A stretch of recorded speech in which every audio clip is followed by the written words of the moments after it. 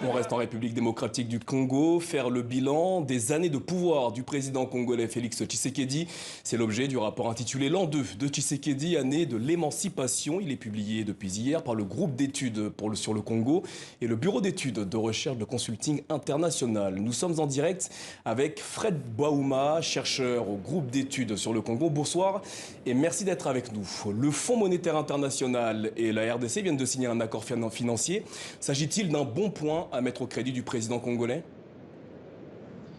Oui, je pense absolument que c'est un bon point. C'est quelque chose qu'il négociait depuis maintenant un peu plus de 2 ans. Et surtout, c'est un accord qui devait permettre à la RDC de bénéficier de plusieurs financements, non pas seulement du FMI, mais d'autres agences internationales, et également permettre éventuellement une meilleure gouvernance, je pense, dans beaucoup de secteurs. Mais c'est aussi une bonne chose pour la société civile parce que en obligeant, cet accord-là oblige le gouvernement à un certain degré de transparence et de gestion, et il devrait permettre à la société civile notamment d'accéder à plusieurs contrats miniers et à pouvoir suivre la gestion des finances publiques par le gouvernement. L'an 2 de Tshisekedi, année de l'émancipation, c'est le titre de votre rapport. En quoi Félix Tshisekedi s'est-il émancipé politiquement? Félix Tshisekedi, il faut dire d'abord que l'an 2 de Félix Tshisekedi, il avait nommé lui-même l'année de l'action, et il parlait de l'action sociale notamment. Ça n'a pas été vraiment l'année de l'action sociale, mais il s'est émancipé de son alliance avec Joseph Kabila, qui était, comme on a pu le montrer dans ses sondages, un poids lourd, un lourd fardeau qu'il portait et qui a coûté pas mal de popularité au début.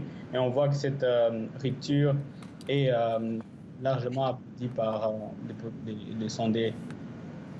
Comment justement les Congolais perçoivent-ils l'action gouvernementale depuis l'accession au pouvoir de Félix Tshisekedi? Alors, en peu de mots, on pourrait dire, on remarque qu'il y a un optimisme lorsqu'on parle de l'avenir à court terme. Euh, Plus de la moitié des personnes interrogées sont plutôt optimistes. Mais lorsqu'on parle de l'avenir à long terme, il y a plusieurs personnes qui trouvent cet avenir incertain. Ça, c'est la première chose. La deuxième chose, c'est qu'on remarque que des actions prises par le président Félix Tshisekedi, l'action sur la gratuité de l'enseignement a été l'action la plus appréciée. Donc la décision de cette action-là. Par contre, la mise en œuvre de cette action est largement critiquée. On remarque aussi que la réponse à la pandémie est l'action la moins appréciée par la majorité de personnes interrogées. Et évidemment, lorsqu'on remarque cette gestion-là, ce n'est pas très étonnant. Elle s'est caractérisée par beaucoup de confusion de la part du gouvernement dans l'organisation de la riposte et même dans la gestion de la vaccination notamment.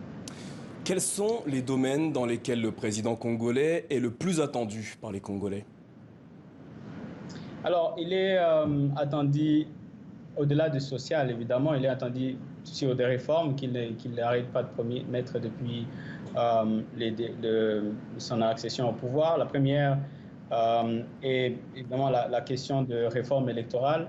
Et là, on remarque, par exemple, qui au courant de ce sondage, qu'il faut le rappeler, a été mené en mars, donc le contexte est très important. On remarque que beaucoup de Congolais ont encore le désir d'aller aux élections. Ils sont favorables à la réforme pour arriver à 2 tours des élections, comme le président l'avait promis.